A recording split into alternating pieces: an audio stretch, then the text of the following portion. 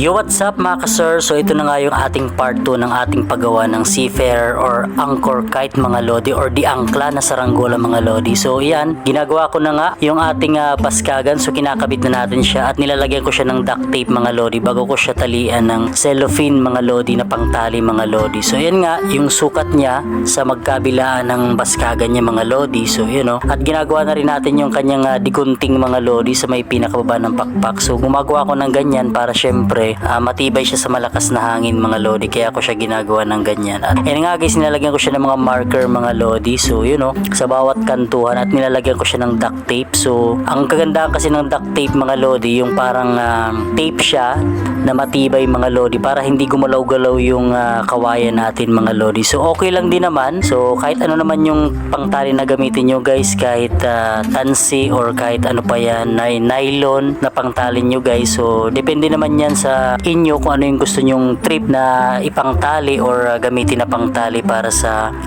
paggawa nyo ng saranggola mga lodi. So ito na nga guys, yun, nilalagyan ko siya ng masking tape yung mga dulo ng mga pakpak mga lodi para hindi mabiyak kapag nilagyan natin siya ng uka. At ayan na nga, binubunan natin siya, tinalagyan natin siya ng pinakatali para hihilayin natin siya para humulma na yung kanyang pabilog na pakpak mga lodi. So yun, ito na nga yung ating part 2 ng ating paggawa ng seafarer guys. So abangan nyo yung part 3.